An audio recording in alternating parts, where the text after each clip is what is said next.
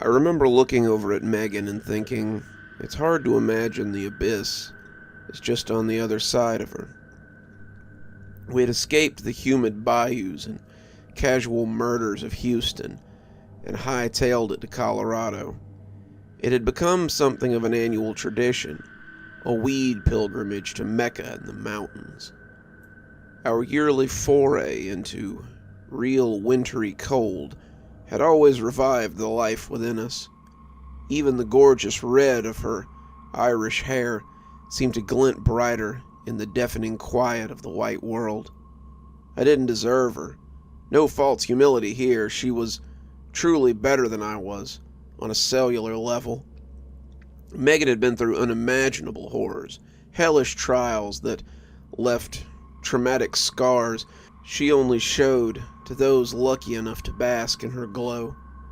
And yet, somehow, it's like she was able to just rebound the cruelty of the world right off of her, sending her own kindness reverberating along with it. The angrier you got, the calmer she grew. Gnash your teeth in a temper tantrum, and she'd find a deeper level of kindness. It wasn't that plastic falsity so many people possess with their feeble masks. It always rang true. Not me. I absorbed every blow the world dealt me. It warped and twisted and blackened me. I was the very definition of rot. But dying flowers still seek out sunshine. And that was Megan. I'm not a good man. Bungling the time had been a far worse mistake than I anticipated. I was winding my crappy Chevy in a constant circle, forever rising on the mountain in the pitch black as the snow cloaked the poor excuse for a road. I just had to push the envelope and have us stay at the top of the damn mountain. I was half stoned and completely terrified, but the feel of Megan's hand on my thigh gave me a boost of confidence. I always kept fighting through the fear, exhaustion, and endless losses for her. One harrowing journey later, I finally exhaled as we crested into the glacial valley atop the mountain. A few dozen missed turns through the endless world later, we'd arrived. The cabin was as picturesque in reality as it had been on the website. It all seemed too good to be true looking back. I should have realized if it smelled like rotting, there's probably a corpse in there somewhere. I was an ardent bargain hunter, but this deal was mind-blowing. I should have been suspicious. The prize, the quality, the nearly barren website with the obscure URL. But I remembered something about gift horses and teeth. What they don't tell you is to watch for the horse flipping the script and kicking you in the teeth. The idyllic scene laid out before us would have sent Robert Frost to his pen, and I had sneakily stocked up on a surprise for Megan at our last grocery stop. I was going to surprise her with my famous potato salad. I love to cook for her, but really any surprise would do, like springing this trip on her. I always had a surprise for her, for better or worse. Megan squealed at the prospect. After noshing on the gluttonous snack for half an hour, we shared a blunt and put on some ancient country as we danced slowly, alone in the world. Or so we believed. The first crash against the cabin door made me regret being the only Texan to never carry a gun. It was like thunder had hopped on the back of a linebacker and rocketed into the door. The hinges squealed, the small cabin shook, as if rightfully afraid. I was at the window while Megan ducked behind the bed. I saw the covered porch, the clearing for parking, maybe 20 yards along, and the tree line. The dark and the cold corner swallows the world whole and spits it back out without any real light. I felt truly blind. Still, there was no movement. I turned to Megan, just as our eyes caught in mutual confusion. A second smash rocketed against the door, sending small splinters flying. Megan screamed, and that was enough for me. I charged out the door blindly, a moron in love. I screamed some jumble of obscenities, threats, nonsense, an amalgam of fear and anger, emotional stepsisters with an unhealthy attachment. I let myself feel my heavy breath slow, each exhale sending white waves dancing through the air. My right hand slowly unclenched, and the blood drained from my knuckles. Then I saw it. Out of the woods, slowly trotting, was what I thought was a massive wild dog. Terror and logic are not great bunkmates. As it approached, I realized it was a male fox. I had caught a few nighttime drunken glimpses of tiny red foxes in West Texas when I was in college, but they were no bigger than an overfed house cat. This creature towered like a sinister cat and golden dog had been smashed together by some inebriate pagan god of old. Its trot was lackadaisical, as if it were merely out window shopping, but he kept his eyes fixed on me, stopping 5 yards short of my frozen figure. The fox was the size of a Rottweiler, and dropped on its hind legs and cocked its head quizzically. It began a low, short whine and wore a visage that seemed to say, "I don't want to rip you apart, but it wouldn't be that hard." I slowly backed up. When I saw the fox didn't move, and I was close enough, I made a run for it. Luckily, Megan and I were simpatico enough for her to throw the door open, and I slammed in just in time. We both sank to the floor with our backs against the door. The words hadn't even escaped my lips before we were both sent flying by a crash against the portal. Diving behind the bed, we watched as the door cartoonishly stretched with each attack, never giving way, like an unbreakable barrier holding back the night. Between each crash, the fox whines grew louder. "I'm gonna try something," I whispered to Megan. "Pappy, no, no," Megan begged, trying futilely to grab my hand and hold me in place. Somewhere inside, I think she knew I was forever destined to plunge ahead stupidly. Snatching the pot full of the remaining potato salad, I tore the door open and flung the food out. "Here, eat, you little interloper." I thought maybe I'd set it back on its heels, but the fox wandered into view, cocked its head further, and sent chills down my spine. It examined the pot and began voraciously eating. It stopped eating abruptly and bounded off in a blur into the forest, out of sight.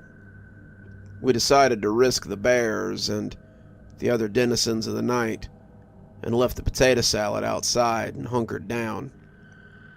The slamming stopped. Everything was quiet once more. Megan and I cuddled in bed, her downing some shrooms and blazing through a blunt to calm her nerves, me downing a few beers, both of us debating whether a fox could have done all that. And why didn't the door give? Cuddled under so many warm blankets, we both passed out. I was on my feet at the first crash, though. Peering from the window, I saw the massive fox trotting from the tree line. My jaw nearly dropped as I called a silently sobbing Megan over. I offered some comfort, but something inside me said she had to see what I was seeing, like I was privy to something supernatural, secluded to this fixed point of space and time. I wanted to share it with someone I loved. Megan gasped when she joined me at the window. "He brought his girlfriend," potato salad really is that good. There were a few giggles among the tears and sobs, seeming to almost levitate as she swayed. A vixen half his size followed in tow towards the pot. She shimmered silver light with each lithe sachet. I don't have the words to describe how lovely she was. It hurt to look at her, but I couldn't look away. She was elegant and dainty, but exuded something powerful and ethereal. She didn't need quizzical looks and sighs to make me afraid. We stood safely behind the window, hand in hand, watching the lovers feast on my potato salad. When they were sated, they slowly wandered back to the woods. The male turned back, I swear, with a rueful and pitying look on his face. The vixen never did. The door immediately began smashing without cessation, sending a shrieking Megan diving. 100, 1,000, 1,000,000 times louder, with more force and violence than ever before. In my panic, I just stood paralyzed, feeling the blood drain from my face as I tried to understand the horror before me. A beast was flailing and roaring in circles a few feet from the door, 10 feet tall, the head and antlers of a deer adorned with what looked like the skeleton of a bear. Flesh and fur and sinew hung randomly from ribcage, arm, and leg. Long, bony hooked claws dragged and sparked against the hard earth. The abomination wailed up at the moon. It looked at me with enormous empty black eyes and slammed against the door impossibly fast. Megan was praying, Mary and Joseph and all that gang, and I just rocked back and forth on the floor of what was supposed to be a little slice of paradise. Suddenly, there was silence. I just caught the curved spine of the freakish nightmare slipping into the trees, and I went and comforted a hysterical Megan.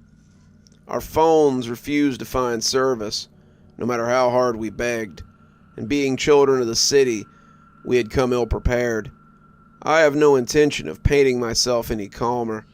My insides were liquid, and my heart was somewhere in my shoes. I was simply too afraid to make noise. The left leg of my pants felt warm and wet. Embarrassment had begun to set in when the slamming started again. This time it wasn't as hard, but more like a rapid machine gun fire, hitting different spots on the door. Something humanish stood at the tree line. It looked like the naked body of a man, but there was only a bloody, brutal mess where the genitals should be. Stark, naked, wearing the skull of some massive creature. The man was lifting a gnarled stick and screaming nonsense, each word punctuated by a slam against the door. It was only then in the deep dark that I realized what was hitting the door. The porch was littered with the obliterated corpses of starlings, swallows, hawks, 24 other birds I couldn't identify. Each swoosh of the staff, every pagan utterance, sent a kamikaze bird to its doom in rapid succession. Finally, the frenetic casting stopped. Ripping off the skull mask, I could see a bearded man beneath it, his nose and eyes missing, and blood and pus dripping and flowing indiscriminately. Like a petulant child, he leaned forward, put his hands behind him, and screamed, "Hungry!" over and over and over, before swiftly stalking into the woods. I spent the next 30 minutes convincing Megan this was all real, and not the manifestation of a shroom trip gone terribly awry. Honestly, I could hardly convince myself. My attempts were disputed by a slam against the door, a pause for a few seconds, and a similar but smaller one, like someone bouncing 2 different-sized basketballs against the portal. The adrenaline was beginning to burn into me and steal away my energy. I felt like passing out and began only thinking of my own fears. I dragged myself to the window as Megan buried herself under the covers and tried to force the world away. Out of the woods wandered a bear that had to be at least 8 feet tall. Next to him was a woodsman, decked out as though he had started his shift felling lumber 100 years ago. The bear laid in front of the man with a rusted saw. The lumberjack began sawing the bear's head off, meeting no resistance or protestation. When his wicked work was done, he tucked the bear's head under his arm and knelt down.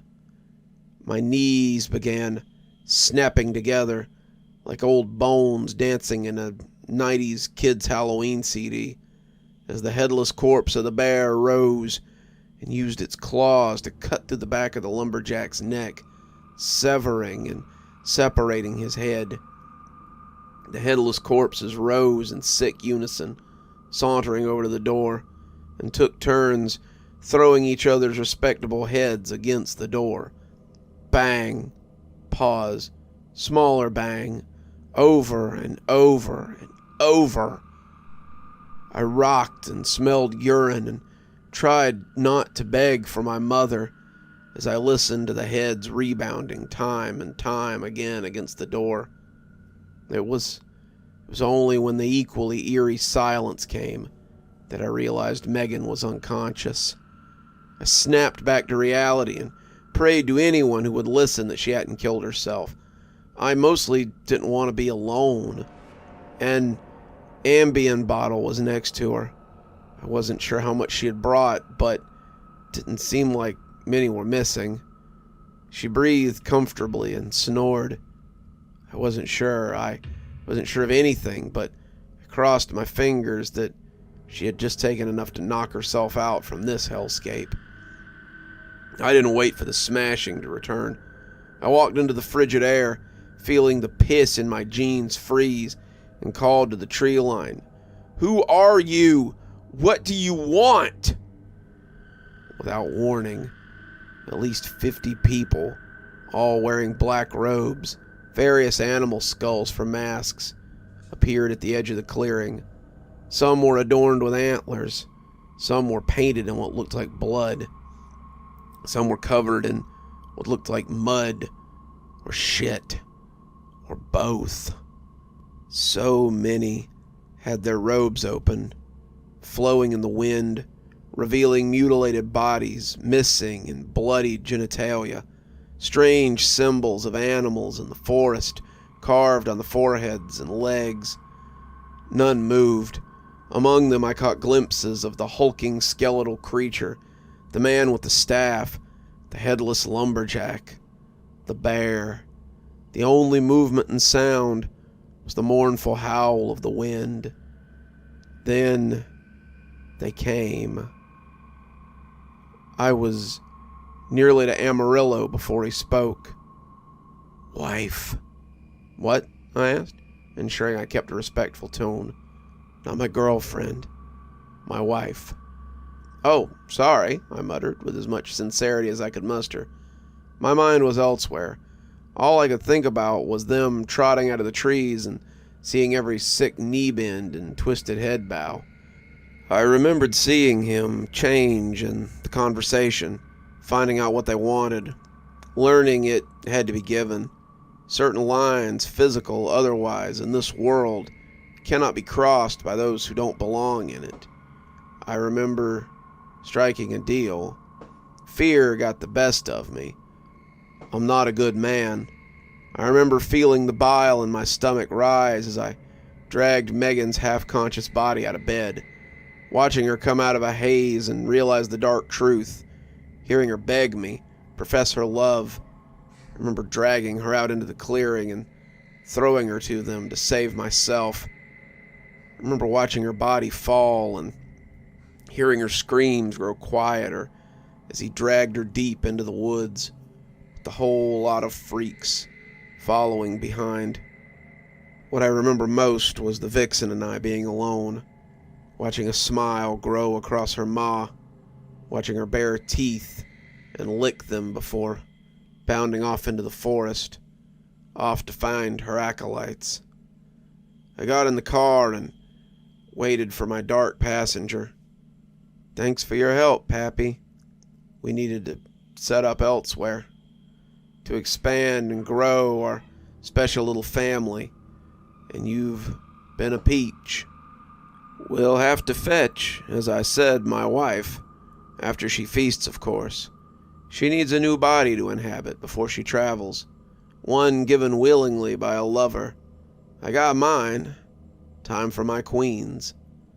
The fox, who was no longer a fox, sighed with contentment. Oh, by the way, she truly did love your potato salad. Top notch. But I suspect she will prefer your Megan. You're still here. I thought you might be. Thanks for joining me for tonight's story. If your insatiable appetite for horror knows no bounds, might I suggest one of our playlists, or one of our previous stories in the archive? There should be one appearing at the end of the story any minute now. And of course, if you're not subscribed, why not go ahead and hit that subscribe button? Maybe hit that notification bell so you don't miss any of the spooky things that we do here.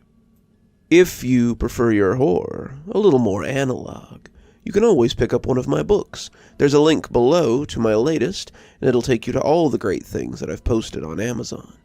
For my book lovers in the audience, I always suggest coming on down to Patreon so you can become part of my ghostly reader tier and get a book anytime I write one, which is usually about twice a year. Speaking of my patrons, let's go ahead and thank them, shall we? Thanks to Unicorn Hollow for being our spooky ghost contributor. Thanks to Janet and Lady Vengeance for being our spooky skeleton tier contributors. Thanks to Hi Stacy, Winter, Xaronan, Emily Coltsfoot, Stephanie Carrington, Marianne Schuler, Tyler Parker, and Jennifer Damron for being our ghostly reader tier contributors. Thanks, everyone. We just couldn't do the show without you. If you think you might like to support the show in a more monetary fashion, come on down to Patreon. I have many tiers. I'm sure you'll find one that suits you best. I always recommend the Ghostly Reader tier, since you get a signed book anytime I write one on your doorstep. But I have many tiers, and again, I'm sure you'll find one to suit you. And as always, thanks for stopping by. Dr. Plague, signing off. Have a wonderful evening.